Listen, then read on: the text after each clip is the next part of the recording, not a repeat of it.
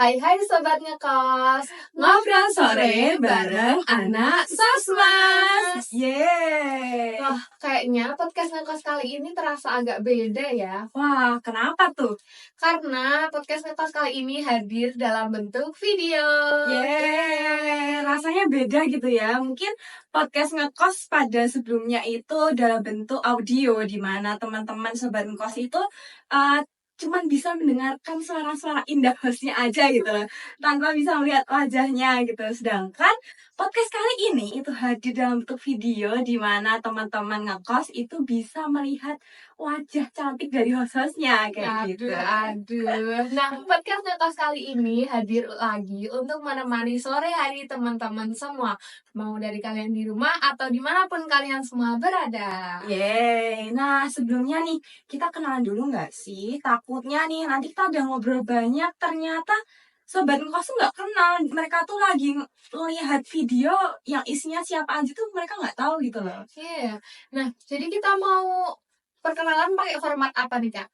Mau pakai nama, NIM, kelas, golongan darah, atau apa ini? Aduh, agaknya ditambahin sama username Instagram atau TikTok nggak sih? Boleh sekalian kita nambah followers ya. Iya, boleh itu. Jangan dong. Nah, kita mungkin cukup perkenalan dengan nama aja gitu ya.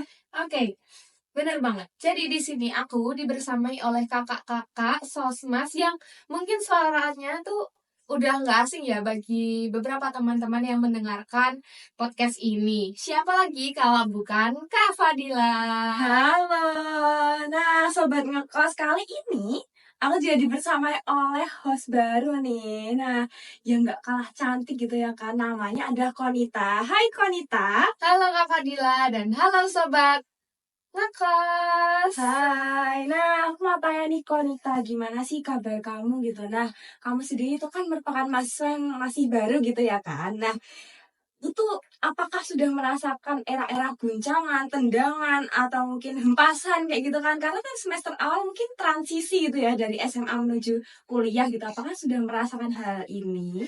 Aduh, kalau diceritain kayaknya berat ya Kak. Enggak ding, hiperbola. Sebenarnya kalau gebrakan-gebrakan itu pastinya di setiap semester itu pasti selalu ada ya Kak. Cuma memang gebrakannya di semester kedua ini lumayan sudah bikin mengguncang ya.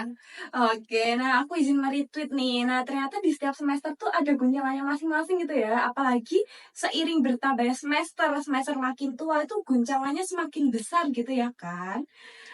Oke, kita sampai lupa nih buat nyapa teman-teman yang ada di Iya. rumah. Kita lupa untuk menyapa sobat ngekos. Iya nih, nah ini Sobat Kos juga mikir ya kayak kok dianggurin, kok nggak disapa gitu ya kan, nungguin gitu loh. Nah, sekarang giliran kita menyapa Sobat Ngekos nih. Hai Sobat Ngekos, apa kabar? Sudah lama ya kita tidak berbincang-bincang seperti ini gitu loh. Semoga teman-teman di rumah atau teman-teman yang sedang dalam perjalanan atau sedang makan itu sambil mendengarkan podcast ini itu berada di dalam keadaan sehat, bahagia, dilancarkan segala urusannya, kuliahnya atau pekerjaannya kayak gitu. Amin. Nah, oke, back to topic. Kita sekarang mau ngobrol-ngobrol tentang apa nih, Kak? Atau kita perlu ya ngobrol-ngobrol tentang teori seperti kayak mau teori Bandura atau teori Erik Erikson atau teori apa nih, Kak? Tapi enggak deh. Enggak. Karena kalau aku membahas teori-teori kayaknya aku nggak sanggup. Ya, betul banget. Karena mungkin Sobat Ngekos juga kesehariannya mungkin kebanyakan juga jadi anak kuliah gitu ya kan. Mungkin barusan kamu habis ngomong terkait teori-teori ini, Sobat Ngekos sudah mulai nge-scroll cari video lain gitu ya kan. Iya. Tenang aja. Kali ini teman-teman host di sini akan menemani Sobat Ngekos untuk berbincang-bincang gitu terkait topik-topik yang sepertinya tuh relate gitu ya kan sama teman-teman yang ada di rumah, atau mungkin kebanyakan orang umum pun sepertinya juga pernah merasakan hal ini gitu ya kan. Setuju banget, karena aku sendiri juga relate terkait materi yang akan kita bahas kali ini. Jadi, pada kesempatan kali ini, kita akan membahas tentang dejavu. Yeay, nah teman-teman nih, ini adalah sebuah kebanggaan sebenarnya untuk ke Sobat Ngekos gitu. Karena kali ini kita menghadirkan perempuan cantik yang berasal dari Amerika Serikat gitu. Jadi Hima Psikologi menerbangkan langsung perempuan ini dari Amerika Serikat menuju UNY untuk menjadi pembicara di Sobat Ngekos kali ini gitu. Jadi kayak kita berbincang-bincang sama orang luar negeri hari ini gitu ya kan, kayak wow. Siapa lagi ya Kak? Boleh dong di-spill dulu lagunya. Iya, yang dijawabin ayo. Iya, do you get deja vu? Iya, itu ya, kita menghadirkan sosok yang menyanyikan itu kali ini ya kan, namanya Olivia ya kan. Iya. Tapi kayaknya itu salah deh, Kak. Oh enggak kayak gitu ya skripnya. Iya, kayaknya Salah ya. Gelandang kayaknya. Oh iya. Bukan yang itu. Oh iya, apa? Kita coba ulang lagi. Oh iya. Tangan Ya, jikat gitu ya. Gitu. Ya oke. Nah, kita ulang. Oke. Siapa lagi kalau bukan Bu Anissa Regina Sari? Yeay. Nah, Bu Anissa ini itu merupakan salah satu dosen di psikologi UNY. Teman-teman mahasiswa mungkin memanggil beliau itu biasanya dengan sebutan Ibu Nana. Iya, benar gitu. banget. Bu Nana. Iya.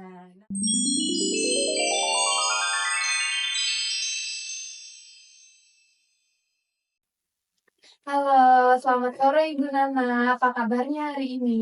Sore, kabar saya alhamdulillah baik, sehat. Terima kasih. Oke, baik Bu. Alhamdulillah. Tadi kan Vanita kan dia bilang gitu, memang sepil bahwasannya kali ini kita mengundang dosen psikologi gitu.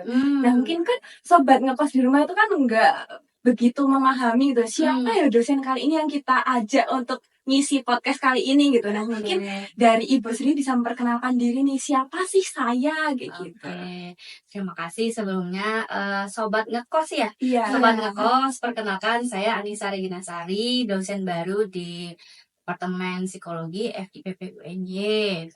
Oktober 2024 lalu saya alhamdulillah menjadi bagian dari Departemen Psikologi. Ini bersama teman-teman semua gitu ya, bersyukur sekali saya menjadi bagian dari sini. Kemudian untuk saya sendiri adalah ilmuwan psikologi sosial. Saya studi doktor di Fakultas Psikologi Universitas Gadjah Mada, lulus di tahun 2023 baru kemarin. Jadi memang bidang yang saya minati adalah psikologi sosial. Ada sedikit perkembangannya, cuman fokusnya sih banyaknya ke psikologi sosial. Oke. Jadi di sini kita mau membahas tentang sesuatu hal yang mungkin agak berjalan sedikit menyimpang. Enggak menyimpang, kayak sedikit berbelok dari psikologi sosial ya Bu. Kita mau bahas tentang deja vu. Oh Iya, nah mungkin kita sebagai anak muda, mungkin Bu Nana juga saya masih muda. Oke.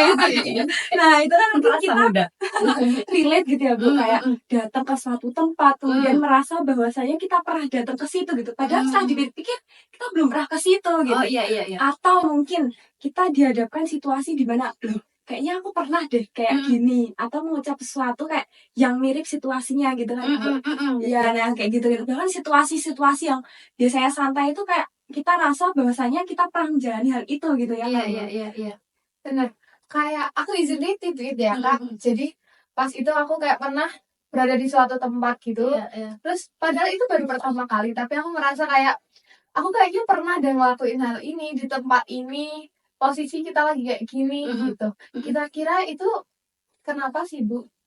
Iya, tadi mungkin Mbak Konita bilang agak-agaknya nih tema deja vu ini agak melenceng gitu ya dari psikologi sosial. Ternyata saya ada membaca gitu ya beberapa artikel jurnal, karena oh iya juga ya, kita harus lihat dulu apa sih deja vu itu secara ilmiah, apakah sudah ada gitu ya. Memang kalau diceritakan tadi kayak kita ini sudah pernah di suatu tempat gitu kan, tapi sebenarnya kita baru aja di situ kok kayaknya sudah pernah merasa gitu kan. Nah itu ya kalau dibilang hal yang sebenarnya kayaknya pernah juga sih saya merasakannya gitu kan. Kalau yang saya pahami dari setidaknya 3 artikel jurnal yang saya coba baca gitu ya, memang itu tidak jauh sih dari pembahasan psikologi sosial, karena kan di dalam psikologi sosial itu ada kognisi sosial. Nah, jadi kognisi juga diperbincangkan di teori-teori psikologi. Nah, khususnya yang intrapersonal kita ya. Nah, seperti yang saya lihat tadi, ada beberapa yang hampir mirip. Seperti di dalam salah satu artikel nanti teman-teman di sini bisa kita cantumkan ya citasinya ya. Iya, Nanti saya boleh, kasihin boleh. jurnalnya ada 3 setidaknya. Nanti sobat ngekos bisa juga sambil ngulik gitu kan. Oke. Artinya pokoknya yang saya pahami di situ adalah memang di dalam prinsip ilmiahnya itu banyak dikaji di kajian-kajian neuropsikologi gitu ya. Terus bagian yang kognitif tadi. Nah, ada yang unik juga di situ disebutkan metakognisi gitu. Jadi kemampuan seseorang gitu ya secara subjektif menilai ketika dia mengenal suatu informasi gitu ya, kemudian mengambil kembali dari pikirannya gitu ya. Oh, saya sepertinya pernah mengalami momentum itu, tapi juga ada penilaian evaluasi kayaknya enggak deh. Nah, jadi ada semacam evaluasi ini kayaknya bukan hal yang tepat, tapi merasa familiar gitu. Nah, familiaritas itu ada yang bilang juga di jurnal, salah satu jurnal itu dibilang bahwa ini nih kayaknya ada sesuatu yang salah dengan otak orang itu gitu ya. Tapi ada juga yang bilang bahwa ini juga mulai diteliti kepada individu normal gitu. Nah, jadi mungkin uniknya memang itu kayak pengalaman subjektif, tapi sebenarnya itu adalah bagian dari kognisi. Ada yang juga bilang itu adalah sesuatu pemanggilan informasi yang salah gitu. Nah, tadi terkait dengan metakognisi. Metakognisi itu kan sebenarnya adalah kemampuan kita untuk mengontrol cara kita mendapatkan informasi gitu. Nah, ketika informasi itu kita dapatkan, kemudian ada ya bagian otak tertentu itu yang aktivitasnya lebih lebih apa namanya tergugah gitu ya. Misalnya katanya ada yang bilang itu hipokampus, ada yang temporal lobe gitu. Jadi nanti masuknya ke bagian prefrontal lobe gitu. Nah, itu artinya pengambilan informasi yang kemudian dinilai berdasarkan sensasi tadi ya, kita melihat berada di situasi itu kemudian menilai. Di saat yang sama kita merasa familiar, tapi otak kita kemudian memaknai tapi kan aku baru nih di sini, berarti pengalamanku yang barusan tadi yang aku bilang itu familiar salah dong. Nah, itu artinya ada suatu pola di mana ya déjà vu itu adalah ketika kita menilai situasi yang familiar, tapi kemudian otak menilai kembali, mencoba menilai kembali, apakah benar ini sesuatu yang pernah kita rasakan atau ini pengalaman palsu gitu. Nah, makanya ada juga yang bilang di jurnal itu ya dibilangnya ada semacam epilepsi gitu di temporal lobe-nya gitu, temporal lobe maksud saya. Jadi hal-hal yang terkait dengan pemaknaan informasi lah gitu. Jadi ada memang sedang diteliti ya. Terakhir itu yang saya lihat di tahun 2024 ada penelitian yang dari mengenai hal itu gitu. Deja vu. Ada juga deja vu gitu dibilangnya. Ada macam-macam iya ternyata. Kan dari bahasa Perancis ya kalau nggak salah. Kalau kita lihat ini kan ada berbagai macam kayak film ya, lagu ya kan, deja vu gitu kan. Tadi Iya lagi ya Ibu ya. ya benar-benar.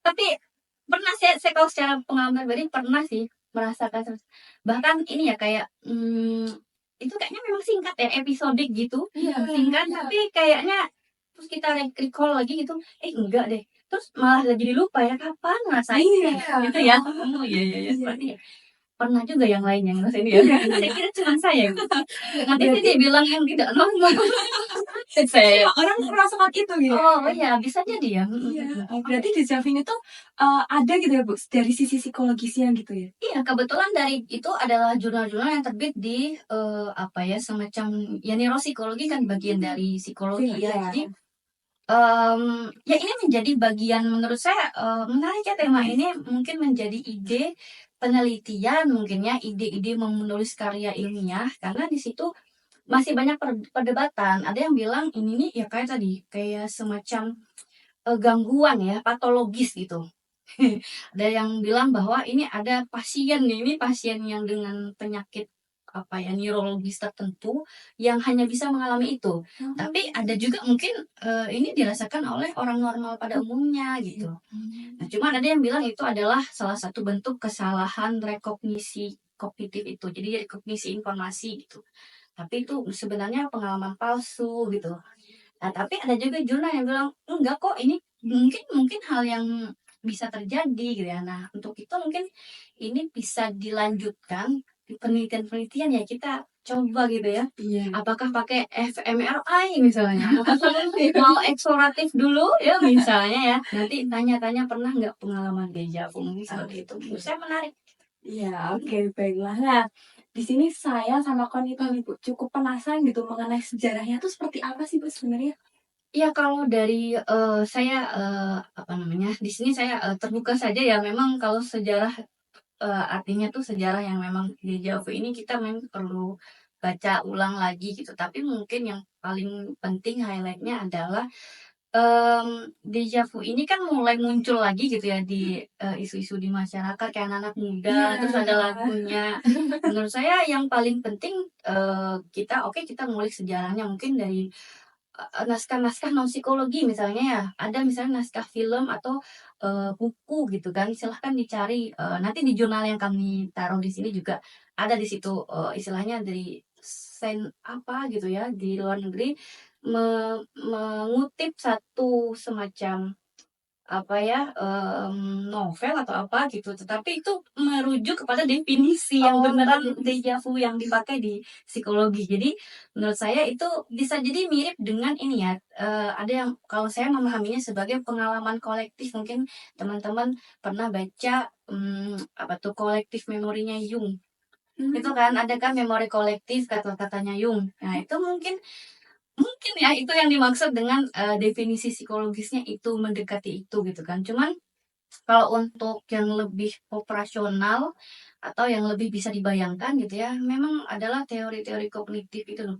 Bagaimana sensasi itu kan indera kita ya. Iya. Indera kita, kemudian entah kita melihat, entah kita mendengar, audiovisual secara koordinatif, atau kita membau mungkin, kemudian itu diproses di otak gitu kan, tadi masuk ke hipokampus dulu atau masuk ke temporal lobe atau kemudian balik lagi ke prefrontal cortexnya gitu kan, baru kita menilai informasi itu. Oh, saya pernah nih kayaknya berada di sini gitu ya. Nah, saat itu terjadi itu kan sangat singkat ya momentumnya. Nah, itu nanti ada lagi proses di dalam pikiran kita mengevaluasi itu. Evaluasi itu, oh apakah benar ya? Oh jangan-jangan cuman khayalanku saja. Nah, itu yang tadi kaitannya dengan metakognisi, itu kemampuan orang untuk. Nah, ada di salah satu jurnal itu bilang bahwa pasien yang dibilang pasien gitu ya, yang tidak istilahnya yang deja vu yang mengkhawatirkan itu adalah ketika dia malah mempercayai banget tuh semua beberapa momentum deja vu itu memang terjadi, sehingga dia sibuk menarik diri gitu ya. Sibuk untuk bilang, "Oh, ini aku sudah pernah nih, sudah pernah di sini." Akhirnya dia malah tidak bisa kontak dengan kenyataan. Nah, mungkin itu yang relate dengan penelitian-penelitian, oh ini terjadi kepada pasien-pasien ya. Jadi mungkin saking memaknai itu di kehidupannya sehingga fokus di situ saja gitu. Kalau penting juga kita tahu sejarahnya ya, tapi saya kok merasa bahwa ini ada kaitannya dengan memori kolektif mungkin ya. Kalau dari sejarahnya, kalau kita lihat Jung itu juga akarnya kan dari terinspirasi dari Freud juga ya. Dia termasuk psikoanalis kan, Jung itu gitu.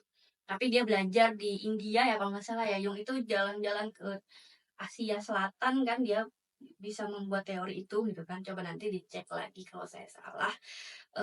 Itu jadi ada semacam bagian dari otak kita yang memang mengevaluasi momentum gitu, momentum berdasarkan indera kita tadi gitu ya, pendengaran, penglihatan gitu.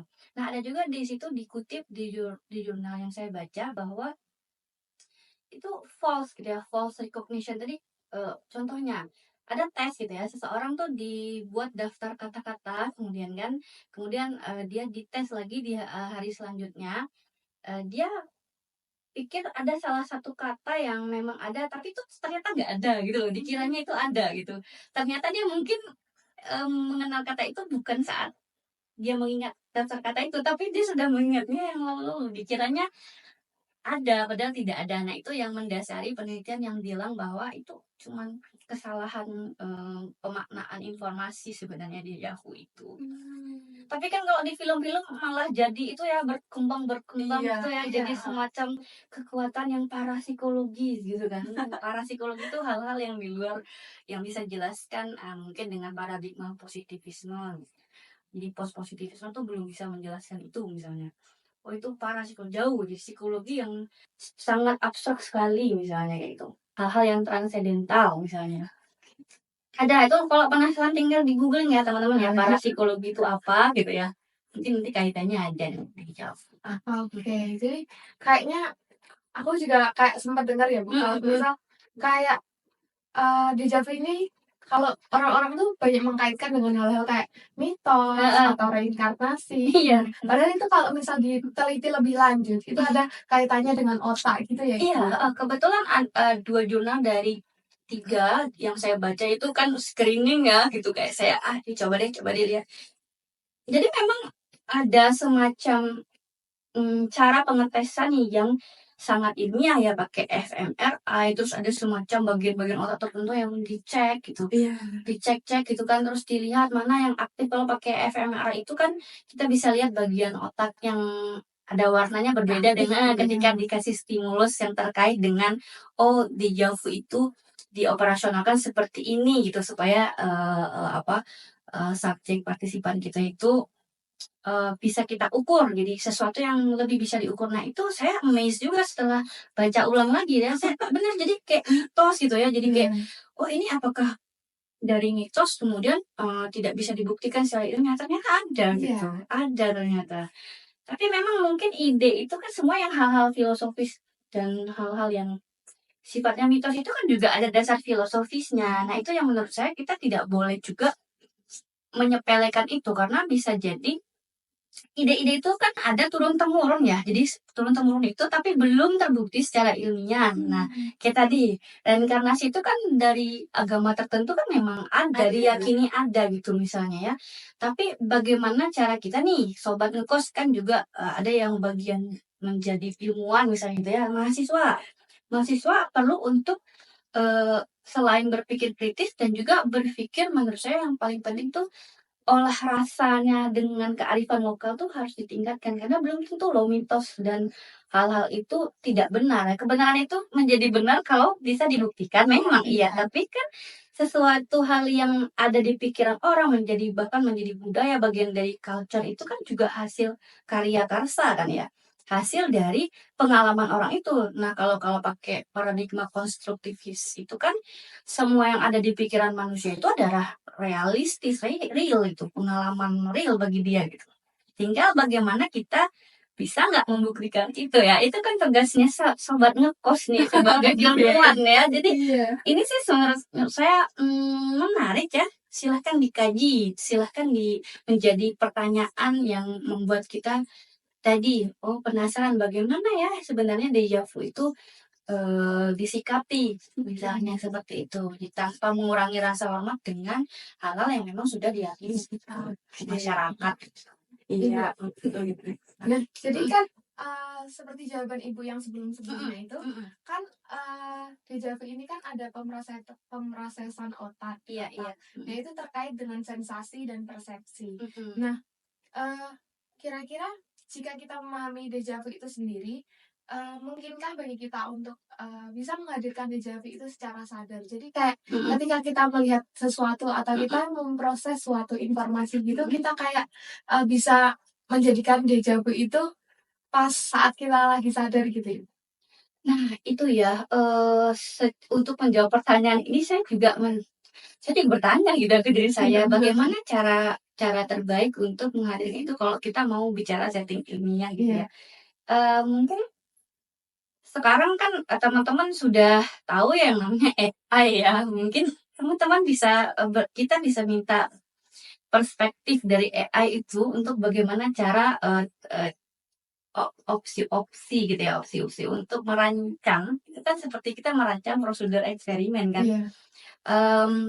Bisa saja yang terpenting adalah di mana kita memahami tadi harus duduk dulu, establish dulu nih pengertian deja vu dari sisi misalnya filosofis psikologisnya gitu.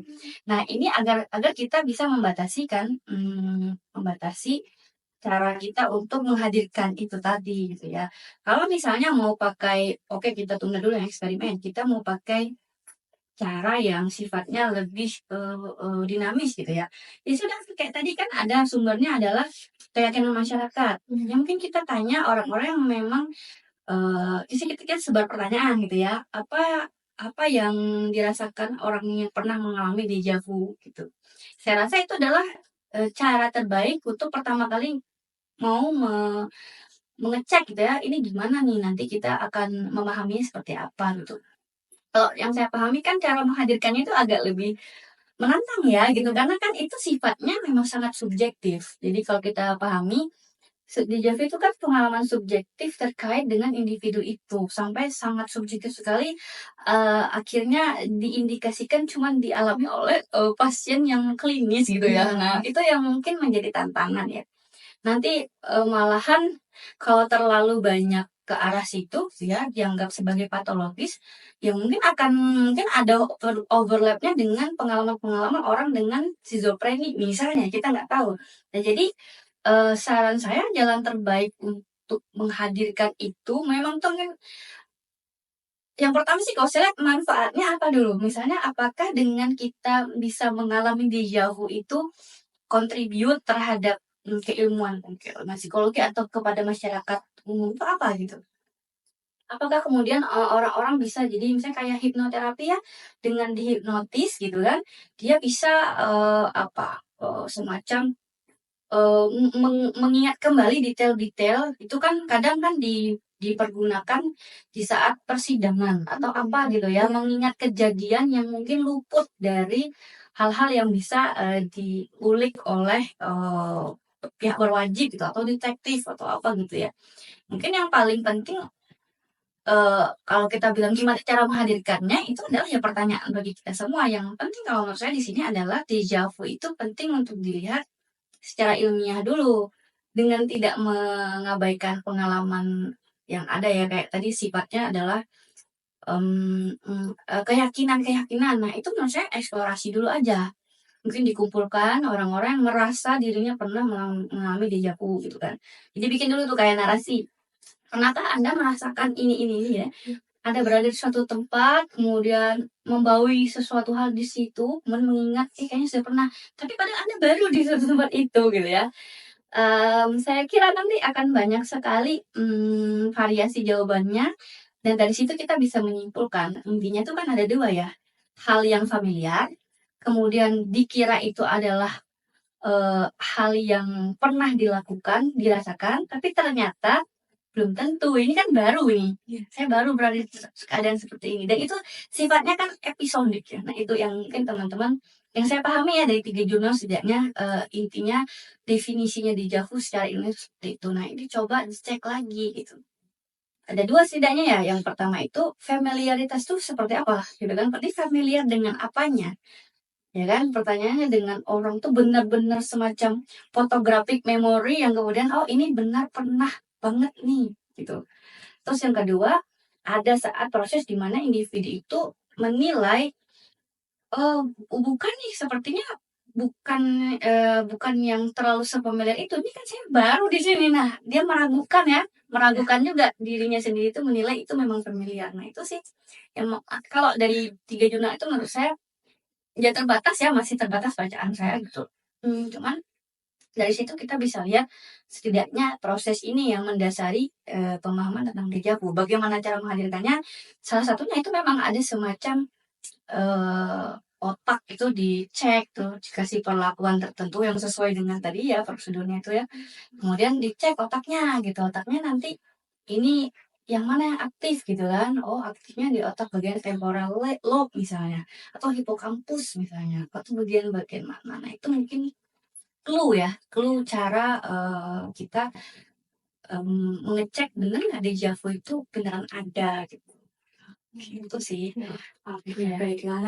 Nah, tadi kan sudah menjelaskan ya Bu terkait si dejavu ini tuh Mhm. munculnya gimana gitu ya, Mhm mungkin mhm dari mhm. sisi psikologis Prosesnya sih. maupun ya Mhm mhm proses-prosesnya gitu. mhm. Nah, saya penasaran nih Bu, Mhm. si dejavu ini tuh bisa muncul nggak sih karena kita tuh kelelahan Mhm atau kurang mhm. tidur kayak gitu bisa nggak? Ada nggak sih? Nah, kalau tadi basisnya ini secara hipotetis ya, secara asumtif gitu kalau pemahaman saya dari yang saya baca, ya bisa jadi karena, itu kan ada unsur kesalahan rekognisi. Jadi kesalahan otak dalam merekognisi itu mengenal stimulus dari indrawi itu kan dari 5 panca indera gitu ya.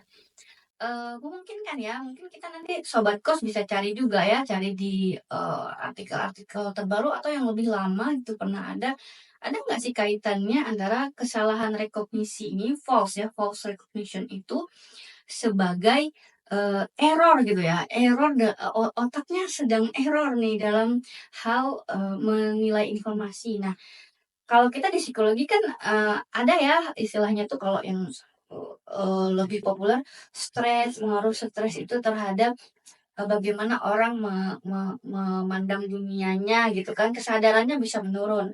Atau hal-hal yang terkait dengan konsumsi obat-obat, apa namanya, sedatif atau obat-obat yang sifatnya mengganggu kerja kesadaran karena dejavu ini dekat dengan kerja otak ya, kesadaran itu kan di otak kalau Iya. bahasanya orang neuropsikologis kan seperti itu.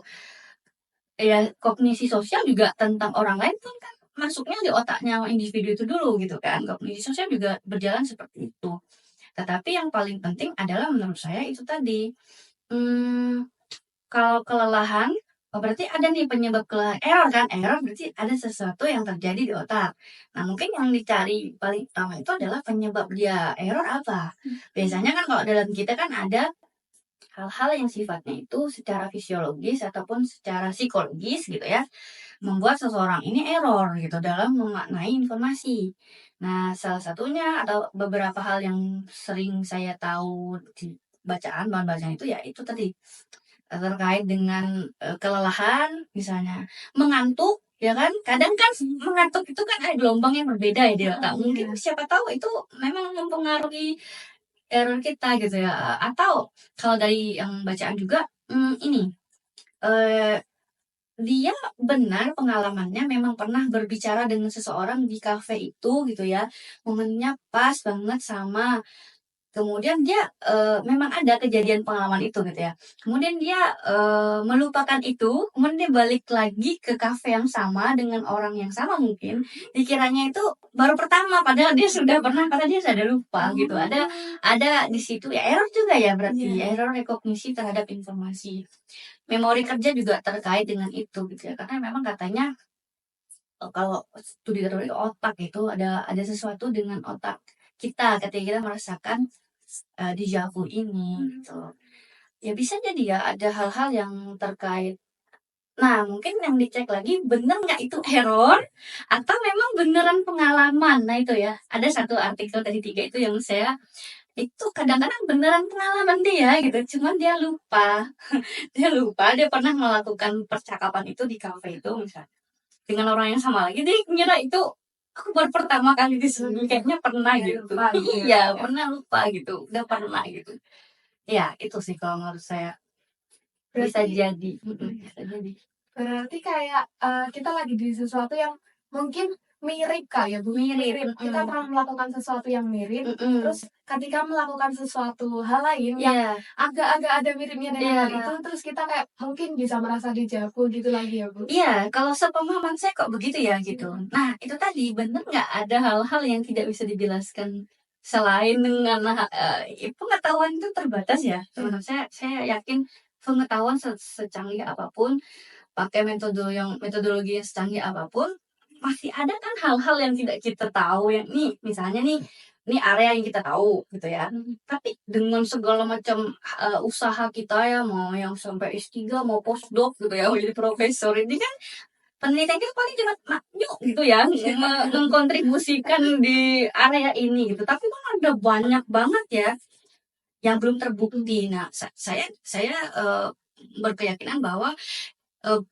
yang tadi dibilangnya bahwa deja vu tuh mungkin karena dia error atau apa gitu. Tapi mungkin bisa jadi itu adalah semacam bakat tadi ya. Ada yang memang bakat itu ya, yang memang ada ya neuron-neuron tertentu di otak gitu ya. Memang ada orang-orang tertentu yang memang dia kayak bisa nih merasakan maksudnya kayak retrospektif memori atau apa ya, kayak semacam indigo gitu loh. Anak-anak indigo itu kan sebenarnya belum tentu itu adalah tidak ilmiah, karena mungkin kita belum bisa membuktiinnya aja sih. Sampai kita bisa membuktikan, oh iya benar nih, atau paling tidak sampai kita memahami dulu bener nggak deja vu itu karena error atau memang pengalaman beneran dan memang dia pernah berada di situ gitu loh.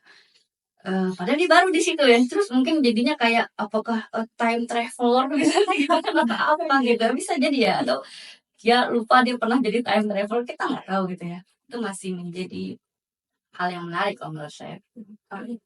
Jadi saya mau bertanya lagi nih, Bu. Mm-mm. Bagaimana pengalaman terkait deja vu ini bisa dijelaskan oleh teori psikologi yang menganggap bahwa otak adalah mesin pemecah masalah. Nah, ketika fenomena ini terjadi saat otak merasa terjebak dalam pola yang tidak jelas itu, bagaimana otak ini kayak menyelesaikan permasalahan itu? Iya, jadi mekanisme deja vu sendiri menurut saya adalah mekanisme otak untuk seimbang ya, menjaga keseimbangan antara eh, persepsi individu itu dengan dunia di sekitarnya. Jadi tadi kan prosesnya sendiri kan sudah seperti upaya manusia itu, individu itu untuk ngecek ya gitu. Ini saya nih dalam tanda kutip ya sadar nggak ya gitu. Dia punya mekanisme di mana ya, kalau saya pikir itu karena ada area yang prefrontal cortex itu kan sepemahaman saya itu adalah bagian di mana memang tempat manusia kayak mengambil keputusan di situ, kemudian kesadaran untuk terlibat dengan keputusan penting gitu ya, hal-hal yang sifatnya dia memilih gitu ya, menghentikan inhibisi disinhibisi itu di sini gitu. Jadi prefrontal ini di bagian kecil di bagian depan otak. Nah, ini kan masuk ke situ juga ya kalau nggak salah, dari temporal lobe, kemudian ke hippocampus, kemudian ke prefrontal cortex. Jadi dari definisinya sendiri yang saya pahami itu adalah usaha. Jadi kalau bilang teorinya apa, teori kognisi sosial ataupun teori kerja otak kalau menurut saya neuropsikologi itu, di mana ada area tertentu di otak yang bertanggung jawab terhadap perilaku manusia atau koordinasi-koordinasi yang ada di otak ini yang membuat manusia itu bisa ya tadi memutuskan sesuatu gitu ya, mengambil keputusan gitu kan. Itu banyak dikaji di bidang neuropsikologi gitu kan.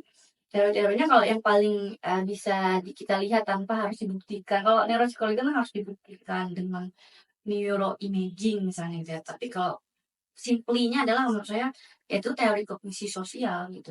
Kognisi sosial kita memang apa yang terjadi, bagaimana kita bisa mempersepsi gitu ya, bagaimana individu itu menilai dia kan kalau sudah merasa deja vu itu kan merespon ke lingkungannya seperti apa gitu kan, itu sangat tiba-tiba gitu ya, tiba-tiba misalnya kita ngerasa deja vu padahal kita sedang dalam pertemuan penting. Itu kan ada saat kalau individu itu mungkin dia bagus dalam artian tahu, oh ini deja vu nih, sadar dulu deja vu nih. Oke, aku selesaikan dulu pertemuan ini. Jadi kan kalau misalnya dia yang tadi patologis kan, dia kayak di lama nunggu ya. Saya membayangkan seperti itu ya. Itu akhirnya kan orang yang sedang menunggu pertemuan itu kan jadi, loh ini ngapa kok diam gitu, ada apa-apa, pusing atau apa gitu misalnya, kan jadi hal yang menarik juga untuk kita bayangkan ya di situasi sosial gitu menurut saya. Oh iya nih orang ini sedang merasa deja vu. Kan orang nggak tahu kita deja vu apa enggak ya. Yang tahu kan otak kita gitu. Tapi kan ada pasti momentum itu kayak dia stumbling, kayak dia terus kayak tunggu atau tunggu ya aku toilet dulu misalnya gitu ya. Akhirnya dia kan kayak semacam minta spare time gitu ya. Atau hal-hal yang untuk memaknai itu. Nah menurut saya lebih penting itu ya. Ketika dia ngerasa dia deja vu atau dia mungkin nggak tahu itu namanya deja vu. Tapi ketika dia merasa hal itu, bagaimana dia merespon sosialnya kan. Misalnya kayak kalau di film-film kan gitu ya, terus kayak zoom gitu kan, kayak ada flashback atau apa gitu kan. Terus dia gimana? Orang kalau di real life kita kan merasa, "Hah, ini orang kenapa gitu kan? Ini orang nih pusing atau apa gitu, ada hal yang terjadi. Menurut saya itu yang lebih penting gitu, penting di bagaimana respon orang itu terhadap dia di situasi sosial. Itu makanya dia terkait dengan metakognisi yang menurut saya masuk akal juga, jurnal itu nulisnya gitu. Oh iya iya. Nah, barusan kan kita membahas terkait dia tuh kaitannya sama topik psikologi itu apa gitu ya, Bu. Dan tadi sebelumnya juga saya sempat menanyakan kayak kaitannya dengan kekurangan tidur atau kelelahan gitu. Iya. Nah, di sini saya cukup penasaran gitu, Bu. Si deja vu ini tuh bisa nggak sih dikaitkan dengan kecemasan dan stres yang tinggi gitu? Dan pertanyaan terakhir nih, Bu, terakhir banget. Ini apakah gimana ya, Cak? Gimana cara kita merespon deja vu ini gitu? Iya. Saya yakin ya, mungkin beberapa orang yang normally itu mungkin pernah merasakan itu. Karena, itu kan tidak harus menjadi patologi karena memang ada dasar penelitian yang bilang normal people mungkin juga merasakannya gitu ya. Jadi, bagaimana bagaimana itu kecemasan atau bukan gitu ya tadi. Saya berkeyakinan karena saya belum banyak baca ya, saya menyadari belum banyak baca tentang deja vu ini.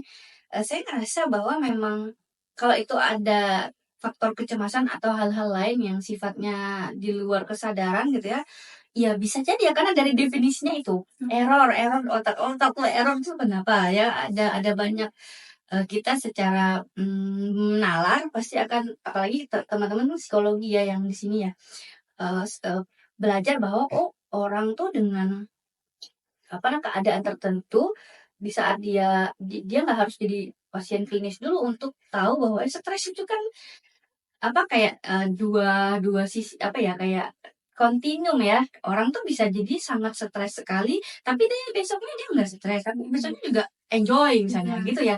Jadi error tuh maksud saya sifatnya adalah bisa jadi insidental gitu loh, bukan harus karena dia yang memang menetap gitu kecemasan mungkin ya. Kecuali yang tadi, ngerasa berulang-ulang seperti itu, kemudian menarik diri dari lingkungannya gitu ya. Itu yang saya baca yang dia dikategorikan sebagai pasien dengan itu ya, pengalaman deja vu. Jadi saya pasien gitu, kayak ada dibilangnya sampai disebutkan sebagai epilepsi di bagian temporal lobe gitu. Jadi kayak, ya memang akhirnya itu memang orangnya ada something gitu dengan otaknya gitu. Tapi kalau apakah ada pengaruh kecemasan dan segala macam, mungkin yang memantik error itu kan bisa jadi adalah salah satunya kurang tidur, kecemasan. Nah, itu kalau kalau saya sih tidak berani bilang iya atau tidak, tapi secara nalar ya bisa jadi. Nanti mungkin sama-sama kita bisa cek ya biar penasaran juga sahabat kos gitu untuk cari ya.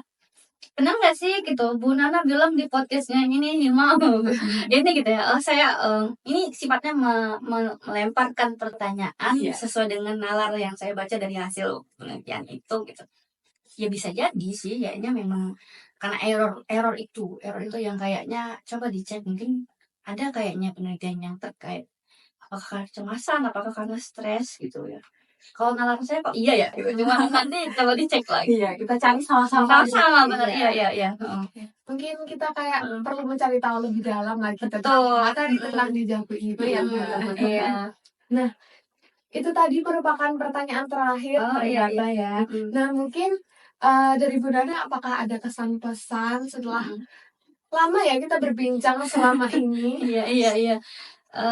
Terima kasih sebelumnya saya mengucapkan terima kasih kepada Himas Psikologi untuk acara yang menarik ini gitu ya.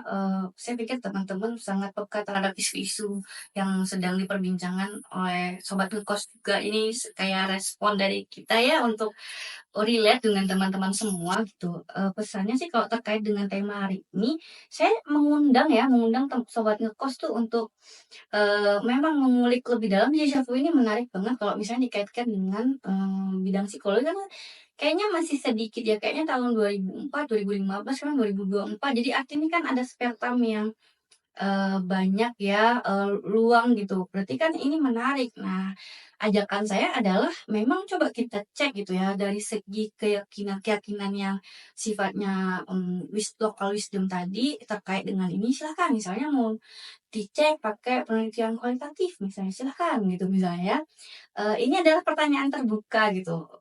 Kalau yang saya pahami itu tadi ya yang namanya deja vu itu yang paling penting adalah bagaimana individu yang ngerasa dia menjadi pendapat pengamat deja vu itu untuk merespons situasi sosialnya. Kadang kan itu tiba-tiba momentum episodik gitu kan. Terus apa yang dilakukan orang ini gitu kan. Sedangkan orang lain di sebelahnya atau di depannya nggak paham dia sedang apa yang terjadi di dalam diri dia. Karena itu kan tadi sifatnya adalah intrapersonal ya, kognisi sosial. Jadi kayak ya sulit juga orang untuk tahu apa yang terjadi dengan orang ini gitu kan. Menurut saya ya tadi mungkin kaitannya dengan metakognisi gitu. Metakognisi itu kan kemampuan kita untuk bisa mengontrol gitu ya informasi baik cara belajar atau informasi kayak kumpulan yang self itu loh, kayak kita belajar self regulasi, self efficacy gitu misalnya. Itu tuh kalau sekarang banyak diteliti tentang metakognisi. Nah, kebetulan salah satu jurnal itu dari 3 itu ada yang bilang bahwa ini kaitannya dengan metakognisi. Yang menarik. Jadi teman-teman bisa ambil keywords itu sih untuk cari tahu ya. Artinya kita dengar di lagu saya tadi gitu ya. Ini kan ada tentang deja vu gitu kan. Atau ada film misalnya kalau film atau baca-baca novel terkait itu tentang deja vu kemudian dikaitkan dengan hal-hal yang belum bisa dibuktikan. Menurut saya itu stimulus ya, hal-hal yang bisa kita jadikan dasar. Artinya saya ingin bilang bahwa literatur atau hal-hal yang belum terbukti itu bukan harus kita ini langsung kita tolak untuk kita tidak terbuka pikiran kita ya. Itu malah jadi sumber menurut saya sumber untuk ide-ide baru, ide-ide segar untuk kembali relate dengan meneliti di bidang psikologi gitu, neuropsikologi misalnya. Pesan saya itu sih ajarkan ini udah keren banget nih temanya. Sebanyak saya selalu mencari informasi ya terkait deja vu. Ya. Sama belajar gitu. Sama belajar betul. Itu dari saya mungkin ya pesan dan kesannya. Oke, nah sebelum kita tutup ya Bu, kita mengucapkan banyak terima kasih kepada Bu Nana gitu karena telah meluangkan waktunya sore-sore kayak untuk ngobrol-ngobrol cantik tanpa teh nggak ada tehnya ya mungkin juga kan bisa kopi siapa tahu gitu Ya ini just information ini kan situasinya ini apa nih tempatnya di lab sebagai salah satu anggota saya mohon maaf ada si air putih gitu ya kan ini ya nanti apa namanya saya juga di sini kesempatannya mau bilang terima kasih sama Hima gitu ya. Ada acara ini wah keren sih, saya dukung banget acara seperti ini gitu ya, pokoknya sukses untuk Hima ya psikologi. Nah, terima kasih juga buat Sobat Ngekelas yang udah mendengarkan podcast kita dari awal sampai akhir yang udah berbicara panjang lebar dari berapa lama ya durasinya kayak ya lumayan 2 jam kayak gitu hari sih kayaknya nggak tahu dan nyafu ya. Semoga obrolan-obrolan kita tadi bisa bermanfaat bagi teman-teman Ngekelas semua yang ada di rumah. Oke, nah terus nantikan konten-konten kita nanti yang bakal diunggah melalui Instagram, TikTok Himapsi UNY dan YouTube Hima Psikologi UNY yang pastinya nanti pembahasannya bakal jauh lebih seru lagi. Wah, keren. Pokoknya ditungguin terus ya teman-teman. Oke, nah gitu saja untuk pembahasan kita sore hari ini. Aku Fadila dan aku Kanita. Kita pamit undur diri. See you on the next content. Bye.